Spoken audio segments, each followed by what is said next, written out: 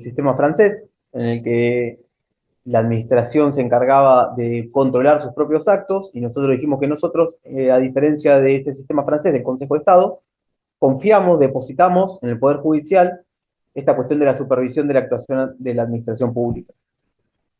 Hicimos un breve raconto de la cuestión de las funciones, dijimos que era muy tentador asimilar la función administrativa con el Poder Ejecutivo, la función legislante con el Poder Legislativo y la función jurisdiccional con el Poder Judicial, pero que esto no era tan así. Pusimos los ejemplos de la compra de café para los legisladores y las legisladoras, de cómo eso también era una función administrativa, no obstante ser ejercida por el Poder Legislativo, pero que este ejemplo le sirva para poder recordar esta cuestión, esta problemática. Luego de contraponer estos dos sistemas, hicimos especial hincapié en la composición del sistema de justicia y la organización a lo largo y ancho del país, tanto en el Fuero Federal como en la provincia de Buenos Aires.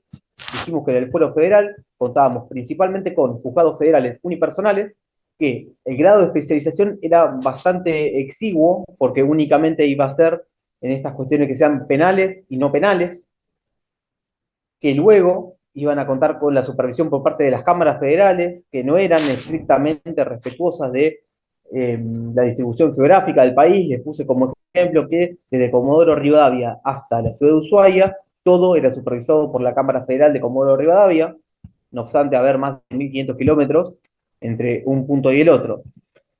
Luego, al abordar y contraponer esta situación con el estado de situación en la provincia de Buenos Aires, dijimos que recién en el año 2003 se puso en funcionamiento el Fuero Contencioso Administrativo, no obstante ya haber sido previsto en la Constitución del 94, la reforma Constitución del 94 de la provincia de Buenos Aires, que ya había quitado la competencia originaria de la Suprema Corte de la Justicia de esta provincia y había hablado de la cuestión de la organización de la justicia administrativa. Bueno, la justicia contencioso administrativa en la provincia de Buenos Aires, como habíamos dicho en el encuentro anterior, se encuentra constituida de la siguiente forma: un juzgado unipersonal en cada cabecera de departamento judicial y luego 4 cámaras que se distribuyen geográficamente la supervisión de las sentencias de estos tribunales de primera instancia unipersonales que les comentaba recién, siendo San Nicolás, San Martín, La Plata y Mar del Plata las 4 cámaras que actualmente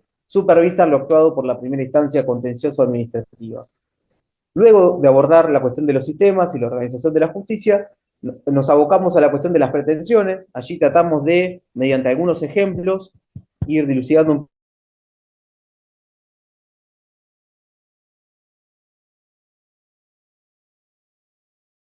El doctor López y la doctora García Urcola tienen varios ejemplos para poder ir dilucidando cada una de ellas, pero a grandes rasgos y simplemente enumerando lo que ya ustedes tienen a disposición en el artículo 12 del Código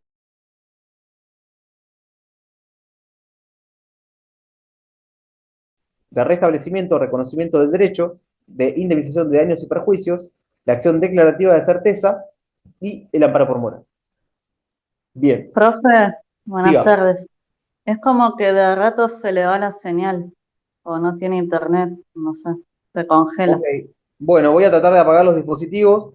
De todas formas, les tengo que ya de antemano pedir disculpas porque tengo que viajar, así que estoy, en realidad estoy en un lugar de prestado, tratando de dar la clase, así que eso puede ser la explicación por la cual no tengo una buena señal.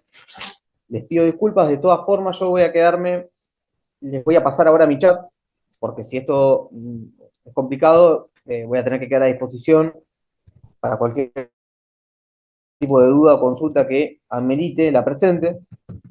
Ya se los pasé al chat. ¿Me escuchan un poco mejor ahora? Sí, profe, ahora sí. Sí, profe. De todas formas voy a tratar de moverme, a ver si con esto mejoramos un poquito, aunque sea la cuestión.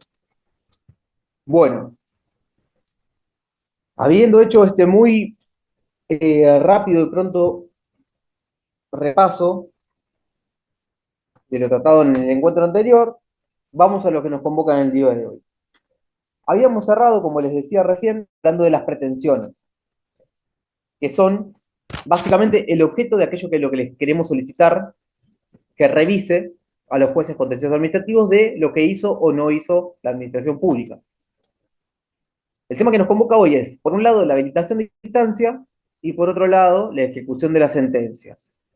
En la habilitación de instancia vamos a hacer un repaso de algunas cuestiones que ustedes ya han visto en procedimiento con el doctor Sanata, y en la ejecución de sentencia alguna cosita les va a sonar de lo que han abordado con el doctor Foncoch por la cuestión de la responsabilidad del Estado.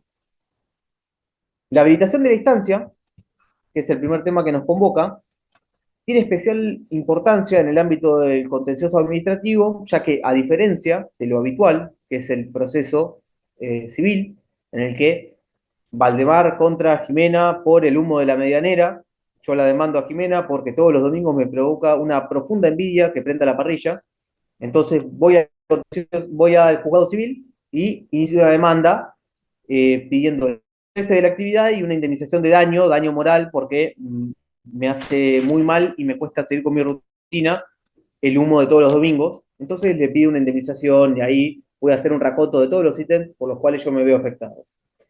Lo habitual en este tipo de procesos, como le decía, el proceso civil, y yo les ponía este ejemplo del humo, lo normal es que el juez descanse en la actividad de la contraparte.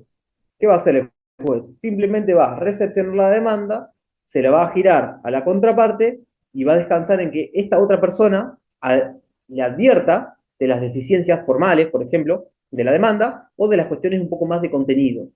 Pero no se mete, el juez no interfiere, simplemente corre traslado. Espera que la otra parte diga algo, advierta. Eso es el principio dispositivo. El principio dispositivo hace que el proceso sea de las partes. Cada uno le va poniendo las cosas que quiera a la demanda y en función de eso se va a ir trabando la litis, lo que se llama en términos técnicos. ¿Qué quiere decir? Que si yo me olvido de introducir un ítem y se me pasó el plazo para ampliar demanda, y bueno, fuiste. Tuviste la oportunidad y no lo hiciste. Pero esto es diametralmente opuesto cuando interviene el Estado. El interés público se encuentra comprometido, en virtud de eso juegan otras reglas. Hay algunos principios que son comunes de la habilitación de la instancia a todo tipo de procesos, pero hay algunos que son particulares a la intervención estatal. Los comunes, por un lado tenemos la competencia, es decir, si yo quiero interponer una demanda civil contra Jimena por la cuestión del humo de la parrilla, y me voy al departamento judicial de Trenquelauquen, si los dos vivimos en La Plata, el juez de Trenquelauquen lo va a agarrar y me va a mirar y me dice, ¿y yo qué tengo que ver? Esto me queda lejísimo, no tengo competencia alguna. Si me acerco a un juzgado penal, el juez penal me va a decir, mirá, entiendo que te haga sufrir, pero no es delito que prenda la parrilla los domingos. Yo no tengo nada que ver con esto. Y por una cuestión de competencia, me va a decir, acá no es. Fíjate por dónde, pero acá seguro que no. Entonces tenemos la competencia y la legitimación. Si el afectado soy yo, por el humo de la parrilla de Jimena, tengo que ir, la demanda tiene que decir Valdemar Bordagorri con el patrocinio letrado de, no importa, pero tengo que ser yo. Ahora, eh, si es Jimena contra Valdemar y se presenta a Sabrina en la demanda, después le va a agarrar y va a decir, ¿y vos qué tenés que ver? No tenés legitimación para que yo abra la puerta del juzgado y me ponga a mirar esto que me estás pidiendo.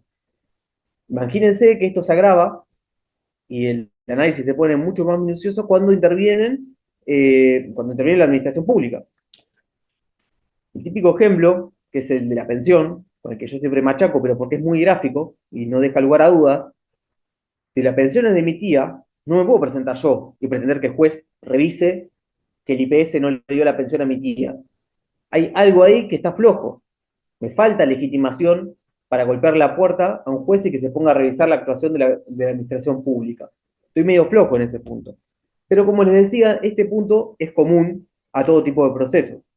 Hay algunos puntos que nos interesan en particular, que hacen a la cuestión de la habilitación de instancia y que nos vamos a detener en ellos especialmente. El primero de ellos es el solvet et repet, que quiere decir pague y después quéjese, para decirlo en criollo, bien simple. ¿Qué significa esto? En cuestiones de materia tributaria, exclusivamente tributaria, que esto quede claro por favor, es indispensable que antes de que se corra traslado de la demanda interpuesta, uno pague el tributo por el cual está demandando. ¿Cuál es la excepción? La excepción es que eso no configure una denegación tácita de justicia. ¿Cómo sería esta cuestión de la denegación tácita de justicia? Bueno, si un profesor universitario como yo dicen el tributo que tiene que pagar es de 50 millones de pesos, y bueno, básicamente me están cerrando la puerta de la justicia en la cara, porque con mi miserable salario jamás en la vida le voy a poder pagar los 50 millones de pesos y después empezar a pelear. Esto tiene que ser una cuestión que sea sostenible dentro del giro económico normal de la persona en cuestión. Tiene que ser algo que sea posible. No entran en las cuestiones tributarias las multas. Las multas no entran en esta regla. Y ahora les voy a explicar por qué. Las cuestiones tributarias, el Estado provincial, a través de ARBA, o el Estado nacional, a través de ahora ARCA, tiene una previsión presupuestaria. Es decir, genera sus presupuestos en base a lo que le dicen sus agencias recaudatorias que esperan poder recabar del aporte de los ciudadanos.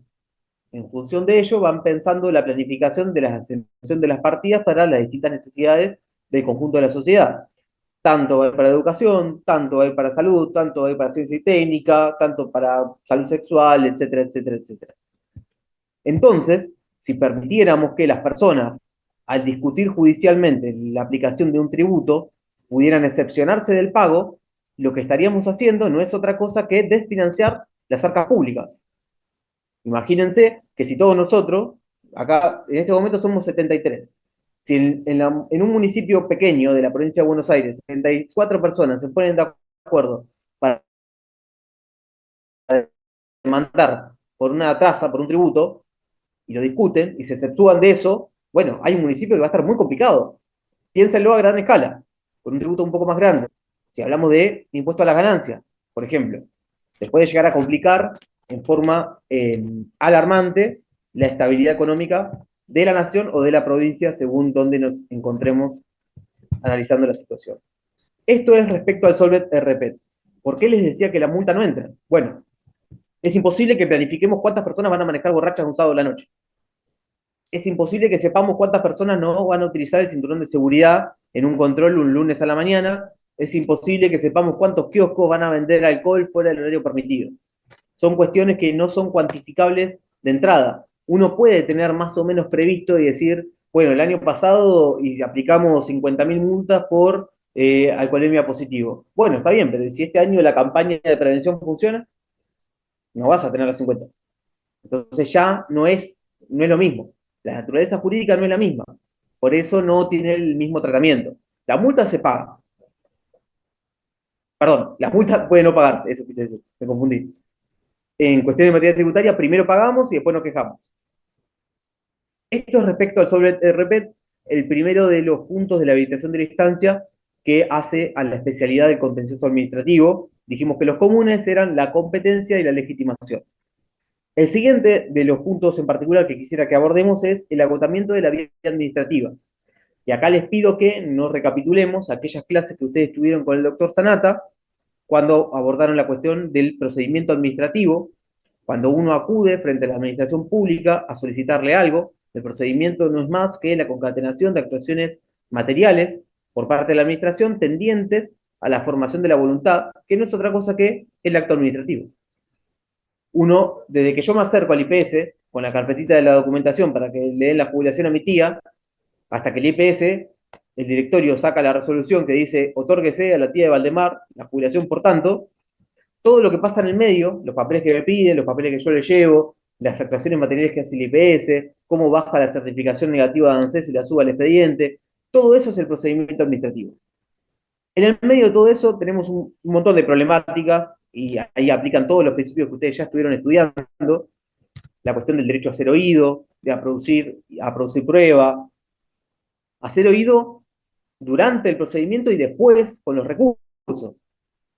Es decir, si yo le pido algo a la administración y la administración me dice que no, a partir del día siguiente del que me notifican que no, empieza a correr el plazo para interponer el recurso. Es la posibilidad de que la administración, en su propia sede administrativa, revierta aquello que ha resuelto en forma desfavorable al particular, siempre y cuando nos haya causado un agravio, haya sido contrario a derecho. Ahí empezamos con la problemática de los recursos en particular. Pero en los recursos, ustedes tienen configurado un instituto fundamental del derecho administrativo, que es el agotamiento de la vía administrativa. Este instituto es pilar, una característica esencial de este tipo de proceso contencioso administrativo, porque únicamente con el agotamiento de la vía administrativa tenemos la posibilidad de acudir al control judicial de la administración pública. Vamos con un ejemplo. Fui al IPS, pedí la jubilación para la tía, el IPS me dijo que no, tu tía tiene 30 años, no hay chance de que le demos una jubilación, recién está arrancando a hacer aporte, tiene 6 meses de aporte, no se va a jubilar ni en pedo. Yo hago un recurso, al día siguiente de que la notifican, hacemos el recurso, vamos con la tía, metemos el recurso, pasa el plazo, el IPS lo resuelve y me vuelve a decir, tiene 30 años, no le voy a dar la jubilación, basta, terminala, no cumple con los requisitos legales. Bien, cuando tenga ese acto que resuelve el recurso, ese acto va a ser final, porque ya no tengo más lugares donde seguir acudiendo dentro de la administración pública. Puso fin a la cuestión planteada. Con ese acto que pone fin a la cuestión planteada, yo tengo habilitada la vía judicial. Agoté la vía administrativa. Entonces el juez, lo que va a hacer, lo primero que hace el juez cuando le interpone una demanda contenciosa administrativa es hacer un oficio a aquella oficina por la cual tramitó el expediente, que da lugar a la cuestión. Imaginémonos, y vamos vinculando algunas de las cositas que estuvimos viendo, que en la Ciudad de La Plata acudimos al juzgado contencioso administrativo número 1 a interponer una demanda cuya pretensión es el restablecimiento o el reconocimiento de un derecho por una pensión que fue revocada. Entonces ahí ya vamos agotando un par de requisitos. Bueno, ya tenemos la pretensión. Dijimos que la pretensión era el restablecimiento o el reconocimiento del derecho. Ya tenemos el elemento de la competencia. Ya agotamos la especialidad porque estamos hablando del contencioso administrativo. No estamos yendo a cualquiera. Provincia de Buenos Aires, además. Un fuero en particular. Además de todo esto, tenemos que tener presente el plazo de caducidad. Y acá nos empezamos a poner un poco más finos y es donde empieza a embrollarse un poquito la cuestión. Para la cuestión de la habilitación de instancia y en particular respecto al plazo de caducidad, les voy a cargar en el campus, recién chequeé y no se los había cargado, pensé que sí, un texto de la doctora Laura Monti que tiene 11 páginas, es muy cortito, para que puedan abordar este tema, y un fallo, que es un fallo también muy cortito, fallo gordo, pero es realmente importante porque les va a servir para las dos cosas, tanto para la cuestión del plazo de caducidad como para la habilitación de instancia, para que lo tengan a mano. Como la doctora Monti muchas veces refiere al mismo, me parece que les va a servir tenerlo ahí a mano para poder echarle un vistazo si es que alguno tiene la intención. En el fallo gordo, nosotros en la cursada decimos que vale doble porque nos para la cuestión de la habilitación de instancia y para la denuncia de ilegitimidad. El doctor Sanata seguramente les ha dicho que a uno le notifican de un acto, una resolución administrativa negativa a lo que nosotros estábamos esperando, por ejemplo, la pensión, nos notifican que no nos dan la pensión y nos corren 10 días de plazo para interponer el recurso. Si yo voy el día 12, ¿qué pasa? Y ahí de eso tenemos un montón de fallos.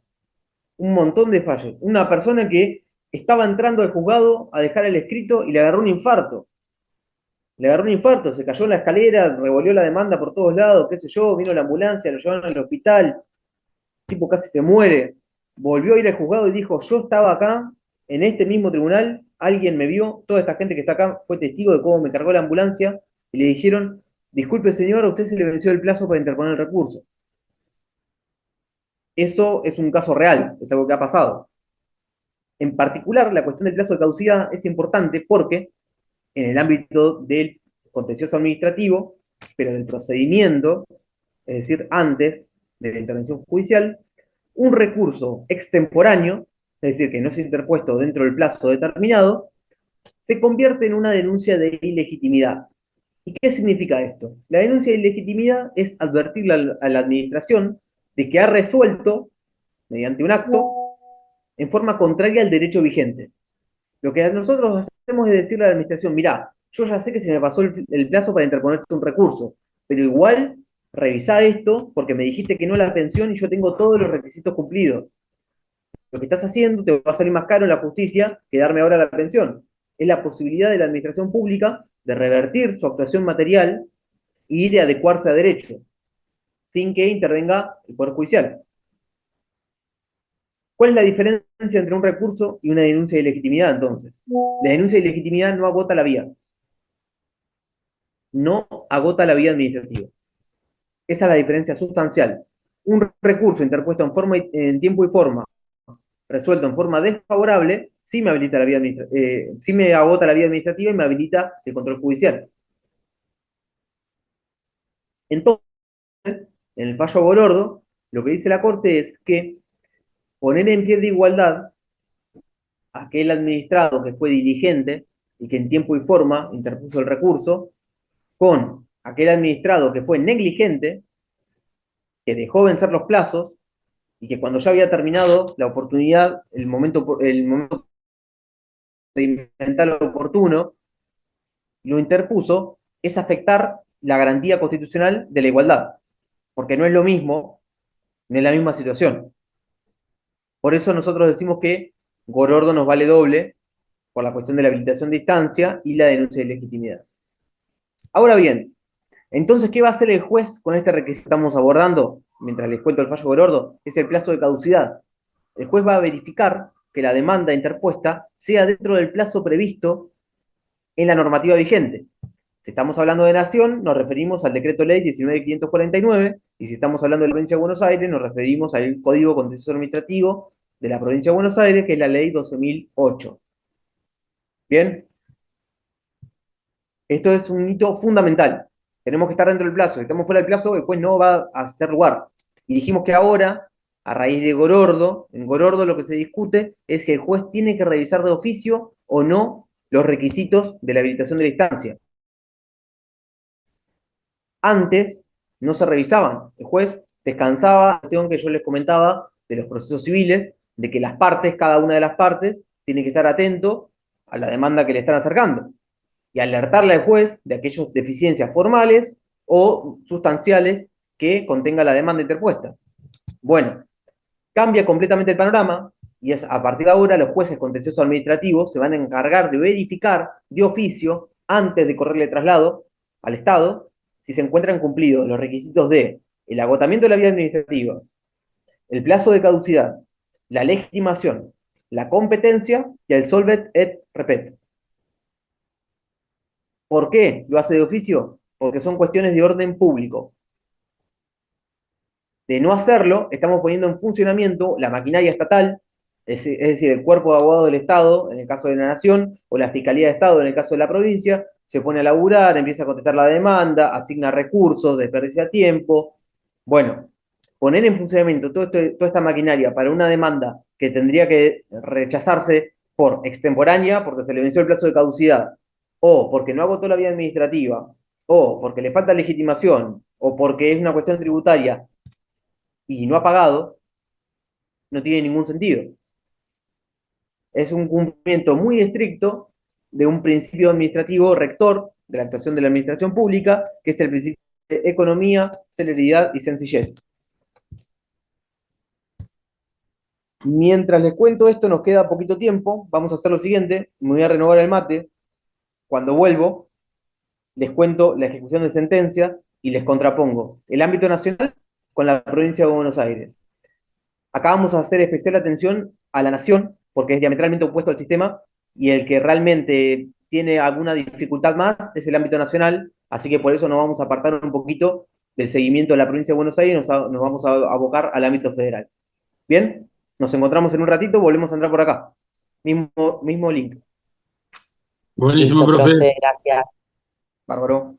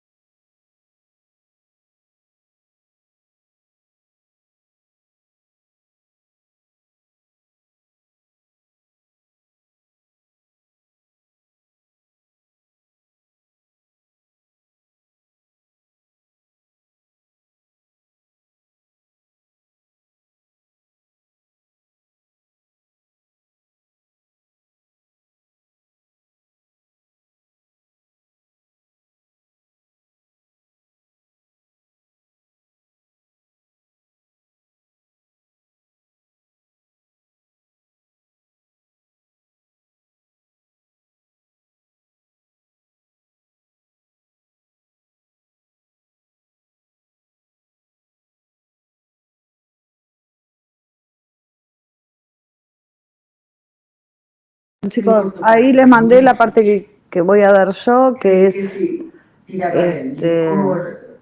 la introducción vendría a ser que va hasta lo que se tiene en consideración de las directivas y reglamentaciones y eso. La introducción vendría a ser. No sé quién va a seguir después.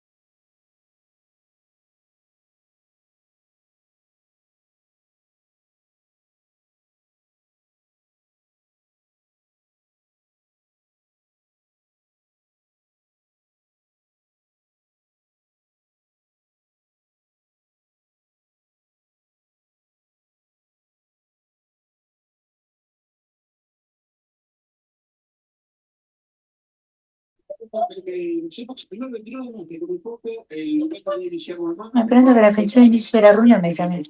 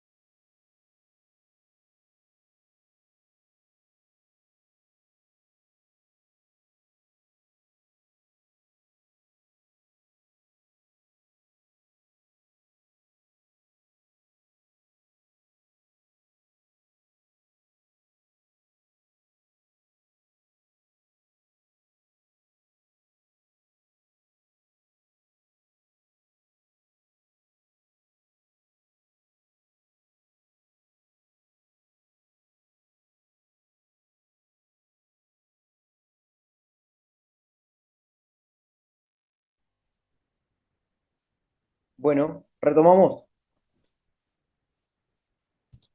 En la primera parte tratamos de abordar la cuestión de la habilitación de la instancia y de hacer un muy somero repaso de lo visto en el encuentro anterior. Para esta segunda parte, que va a ser breve y de forma anticipada, me disculpo por ello, vamos a abordar la cuestión en particular de la ejecución de las sentencias contra el Estado. Es decir, cuando tenemos la fortuna o la gracia de haberle ganado un juicio al Estado, ya sea nacional o provincial. Les había anticipado que vamos a hacer especial distinción entre la ejecución de las sentencias contra el Estado nacional y el Estado provincial. Y esto tiene un fundamento fundamentalmente práctico. La doctrina administrativa generalmente suele decir que es muy fácil ejecutar una sentencia contra el Estado cuando lo que conseguimos es que el Estado otorgue, por ejemplo, una provisión de alimentos, que otorgue una partida presupuestaria a un organismo público, que otorgue determinada cantidad de materiales para la reconstrucción de un lugar ante una tempestad climática, etcétera. Son los ejemplos que se suelen utilizar. Pero es mucho más difícil cuando condenan al Estado a pagarnos plata a nosotros, ciudadanos. Ese tipo de ejecución de sentencia, en particular, suele traer aparejadas muchas dificultades, que tienen que ver con nuestra propia historia como nación, ante las dificultades económicas que ha atravesado el Estado nacional y los estados provinciales, pero por sobre todo también por el andamiaje jurídico. Y acá les pido que se retrotraigan, que rememoren aquellas clases que han tenido con el doctor Foncoch, que estoy seguro que cuando le dio responsabilidad del Estado hizo especial hincapié en la cuestión histórica, en aquella etapa en la que no se le podía demandar al Estado, la famosa etapa de la indemandabilidad del Estado, luego sustituida por una venia legislativa, es decir, el Congreso de la Nación sacaba una ley para que nosotros podamos así demandarlo y hacerlo responsable por algún daño. Bueno, eso por supuesto que se ha ido morigerando y se ha ido transformando con el paso del tiempo y de las transformaciones sociales. Pensemos también que no es el mismo Estado el que teníamos a principios del siglo XX, el que tenemos ahora, en un cuarto del siglo XXI. La Constitución se ha reformado, ahora pretendemos otro tipo de cosas de los estados, del Estado Nacional y de las provincias. Con la reforma constitucional del año 1994, en la incorporación de los tratados internacionales en materia de derechos humanos, el ámbito de demandabilidad de los estados se ha ido incrementando exponencialmente, y esto es porque ahora le podemos exigir mucho más de lo que antes podíamos. No es que la Constitución antes no nos dejaba pedir cosas, pero no era tan explícita en la posibilidad de hacerlo. Es decir, hoy tenemos instrumentos jurídicos que tutelan en particular grupos en situación de vulneración o discriminación histórica, como las personas mayores, como los niños, niñas y adolescentes, como las mujeres, etc. En materia ambiental también se ha ido incrementando el andamiaje jurídico y eso hace que el Estado latentemente esté ante la posibilidad de tener que responder, de tener que pagar. Bueno, muy bien. ¿Por qué hago tanto hincapié en la cuestión de diferenciar la ejecución de las sentencias contra el Estado Nacional y contra el Estado Provincial? Bueno, cuando nosotros le ganamos una sentencia a la provincia de Buenos Aires, esa sentencia tiene carácter de título ejecutivo. Nosotros podemos rápidamente Se, cobrarnos. frío, se pone frío si no lo tomas. ¿Cómo? ¿Quién está hablando? Bueno, silenciamos a la compañía, quizás se les activó, no hay problema. Les decía que en la provincia, contra la provincia de Buenos Aires es mucho más fácil ejecutar las sentencias porque estas tienen carácter de título ejecutivo. Ahora bien, a diferencia de esto, en Nación, nosotros le tenemos que pedir a nuestro abogado, a nuestra abogada, que esté pillo o que esté pilla. ¿Por qué? Todos los años, en septiembre, vemos que en el ámbito del Congreso se discute el nuevo presupuesto. Y las sentencias ejecutadas contra estados deben estar incluidas en el presupuesto del año entrante. ¿Qué quiere decir esto? Que nosotros antes del 31 de agosto del año corriente tenemos que oficiar a la oficina de presupuesto del Ministerio de Economía para que incluya dentro del proyecto de ley de presupuesto para el año, supongamos, 26, nuestra partida. Entonces nos encontramos frente a la posibilidad de que si tenemos una sentencia, supongamos, encima de julio hay feria judicial, supongamos que a mediados de junio, como por esta fecha, tenemos una sentencia a favor en primera instancia en el ámbito federal, hablamos del Estado Nacional. Tenemos una sentencia a favor entonces en primera instancia del ámbito federal. El Estado rápidamente apela y va a Cámara. Por supuesto que entre una cosa y la otra va pasando el tiempo, nos agarra la feria, a la vuelta de la feria nos corre en traslado del recurso, nosotros metemos un papelito, pasan 2 o 3 semanas, pum, pum, pum, 31 de agosto, ya se mandó el proyecto de ley al Congreso y nosotros nos quedamos afuera. Entonces, una sentencia que ganamos en el año 25, la vamos a meter para el proyecto de presupuesto del año 27, recién, si se nos pasa a meterla antes del 31 de agosto. Por eso les digo que es otro juego el ejecutar una sentencia contra el Estado Nacional que contra el Estado Provincial. Estamos ante la latente posibilidad de que nos pasen por lo menos 2 años sin ver la plata. Esto es un Sí, no riesgo grave. obstante, buenas tardes. No obstante eso, después ver si, por ejemplo, hace creo que 1 o 2 años que no tenemos presupuesto, que el presupuesto exista y que lo quieran dejar dentro del presupuesto. Correcto. Ahí va seguidamente con esta cuestión que bien Susana señala. ¿Qué pasa cuando se prorrogan los presupuestos? Nosotros no solamente venimos del año anterior, sino que en pandemia nos ha sucedido lo mismo. Y ya veníamos desde el año 19 sin presupuesto. Por lo tanto, ¿qué es lo que va pasando? Los presupuestos se prorrogan, el presupuesto que ya fue votado por el Congreso, se prorroga para el año siguiente, en el que no tenemos ley de presupuesto, y se readecúan las partidas en términos inflacionarios, sobre todo, para poder cumplir con las necesidades básicas previstas dentro del presupuesto. Bueno, ya hay una plata destinada a juicios, porque en todos los años el Estado es una máquina de perder juicios, todo el tiempo. Entonces, todos los años, dentro del proyecto de presupuesto, se encuentra una partida destinada para los juicios perdidos. Esta partida también se readecúa en términos inflacionarios, y lo que nosotros tenemos que hacer es intentar ejecutar esa partida ahí. Nosotros vamos a oficiar, como siempre, como bien les había dicho antes, que apenas le ganamos una sentencia al Estado y queda firme, es decir, el Estado se le pasó el plazo para apelarla, o la apelación la ganamos y ya está, oficiamos a la oficina de presupuesto del Ministerio de Economía, al toque. Eso es automático. ¿Por qué? Porque si no entra en este, entra en el próximo. Y si no hay presupuesto, lo que buscamos es imputar dentro de la partida presupuestaria de la ejecución de las sentencias contra el Estado Nacional este crédito que nosotros tenemos contra el Estado. Pensemos que suele haber muchos casos. Bueno, creo que con ustedes los comentamos en la clase anterior, que en el materia de las fuerzas de seguridad, generalmente se solía disputar judicialmente algunos suplementos que por algún decreto estaba reconocido para algún escalafón de las fuerzas y no para otros. Estamos hablando de ejército, gendarmería y prefectura. Entonces había una gran cantidad de juicios. En un momento el Estado dejó de discutirlo y empezó a allanarse a las demandas y directamente esperar a que el juez le diga es tanto, ir y pagar. ¿Por qué? Porque le salía más caro judicializar, apelar y perder y pagar todos los intereses más las costas judiciales que pagar de entrada el suplemento que le correspondía a los trabajadores o a las trabajadoras de las fuerzas de seguridad.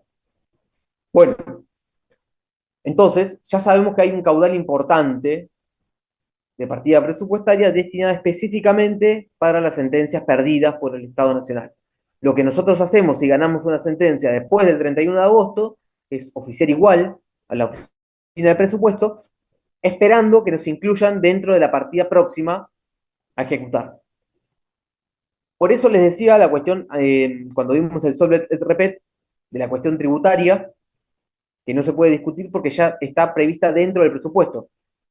Podés discutir, pero primero pagame, porque esto yo ya lo tengo contemplado en el presupuesto. Bueno, si todo el mundo no pagara un tributo y encima después no lo podés ejecutar porque no hay presupuesto, se desfinancia todo.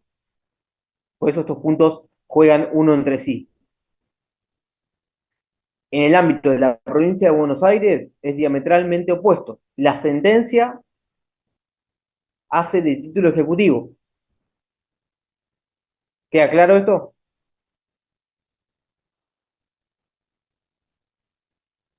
Sí, perfecto, profe. O sea que suponiendo en el caso de provincia, que hay muchos, que lo hablamos la clase pasada también, que hay muchos juicios sobre pagos mal hechos, una vez que la provincia, el contencioso administrativo dicta sentencia, listo, ya está, me tiene que pagar, no hay otra opción.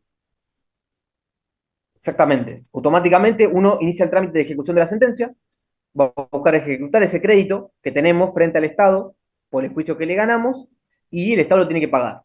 Y ¿Y además, tiene tiene algún tiempo determinado para cumplimentar ese pago o lo puede hacer cuando tenga ganas?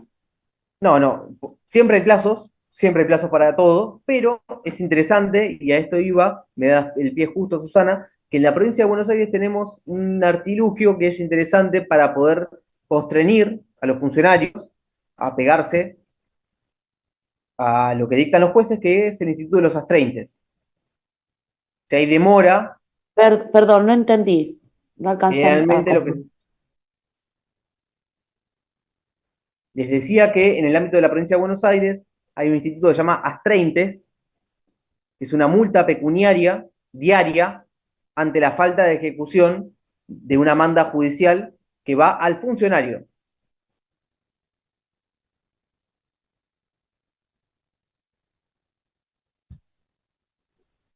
Al funcionario